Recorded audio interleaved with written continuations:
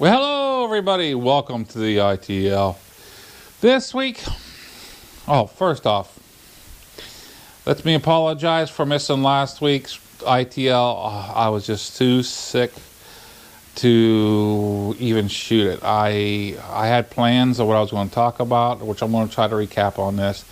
Not quite as good as I had planned out for last week, but I'll recap. I'll hit on this.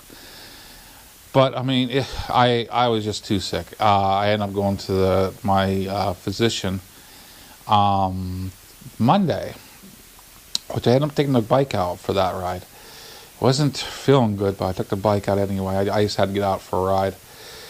But here I have a virus. He called it a gut virus. This is actually a name for it, and he says actually he's seen several of his patients go in with it, and well, the missus and I are the lucky ones, So, to move on. Still not better yet. Actually, well, go back to the virus. I've been a little bit over, right around a month with this, dealing with this. If you got this, I wish I didn't remember the name. It was long. Ridiculous to say. It takes 2 to 3 months to get over it. Good news, huh? Well, anyway, let's get on to what I had planned for last week now, since I missed a freaking ITL. I wanted to talk about these Baofeng radios, the hand radios, the hand ham radios, the HTs. T, not D, T. And there's the FCC's wanting to ban. They want to ban the illegal ones, the ones that can actually go outside to set frequency range allowable for ham operators. Well, those radios can go outside the ham, those frequencies, because every country is different in their own way. And I believe China is more than likely using the lower bands a lot more than we are, and that's cool. That's nice and everything, but they're being shipped. They were being shipped in, being able to do that, which broke the FCC regulations. Well, I got two things on this. First thing is the ham radios, the HTs. From my understanding, I'm not positive on this, and I could be wrong, but from what I understand, they're still going to be shipping them in, but they're going to be preset with limitations inside of them, programming, so they don't go outside of the frequency ranges. Okay.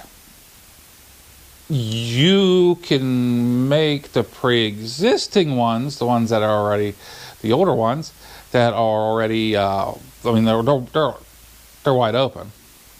You can go in using chirp and your USB patch cord if you have purchased one or if you got it with a kit, and go into the settings on that and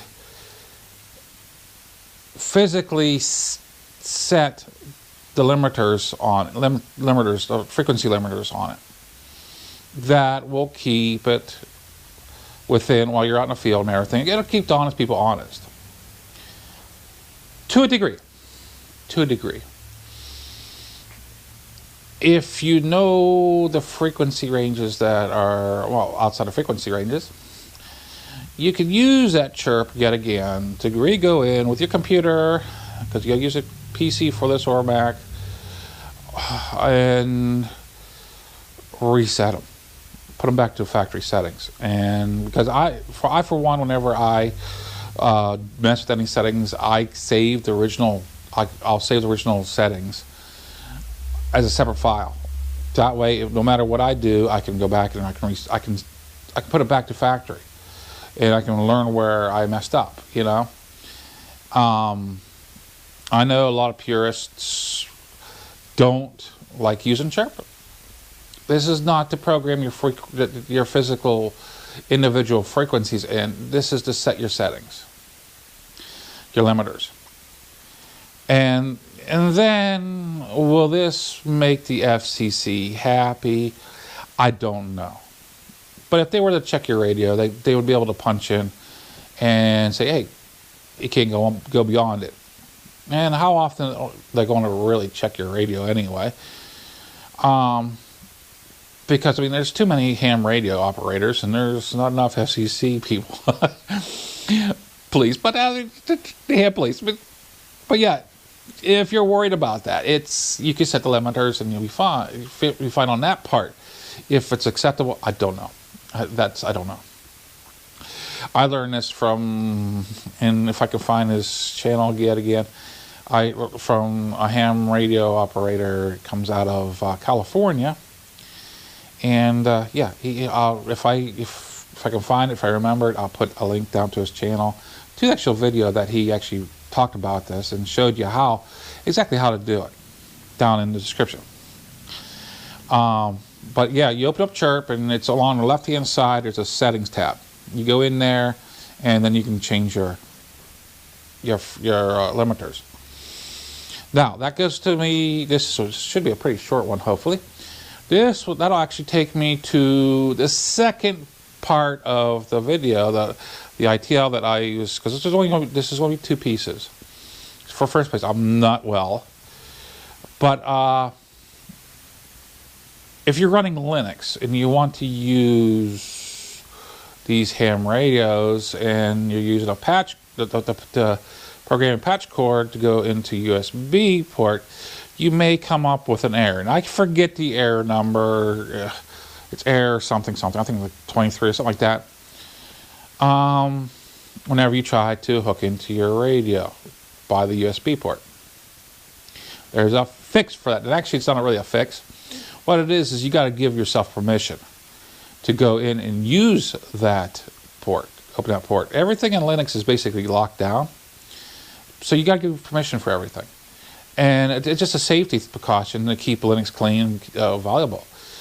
Somebody's not going to just break into your machine and just go haywire on you. You know what I mean? Least likely, anyway. So you go in, and I've actually got a document. I can't remember exactly how I did it, because I ran into this with the Linux on my laptop. I can't remember exactly how I did it, but what I'll do is I have a document that I saved, and I will actually try and put the directions down in the description. And you should be able to actually copy and paste, right? Because you got to go through your terminal or command line, depends on how you want to word it, and you got to give yourself permissions. With Ubuntu, you have to do very little with that terminal, but this little bit does not bother me one bit.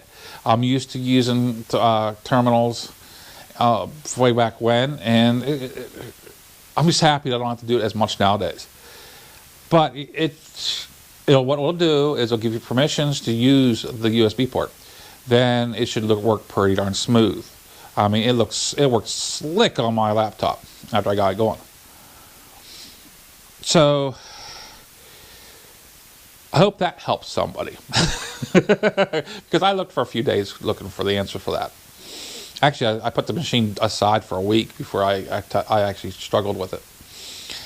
After and I'm like, well, I know how to program by manual, so programming the channels in is not a big deal for me. But whenever it came to setting the limiters, that's whenever I was like, okay, I want to get in there now. But yeah, it's oh, sorry, I didn't mean to give you guys the middle finger. Life is good, is moving on here. I did end up buying another toy. Well, yeah, it's a toy, and I will show it later on. I got a second toy I bought this last week, coming in the mail. Should be here today. I will show that next ITL. But the unboxing of the toy that I have in the garage right here Actually, I'm looking right at it on my stand. I've actually went through the internet and made sure the cautions, take the cautions that everybody says, "Oh, do this, do that," because it's from Harbor Freight. I got the Harbor Freight grinder, the 4.3 amp one, for light work around my garage. Because I mean, this is a home garage, guys. There isn't any major work being done on this thing. I wanted it to clean up areas for doing welding, clean up welds too. For the welder that I got, I've tried it out just to make sure it works, but I haven't even done any practicing or even anything with it because I've been so sick.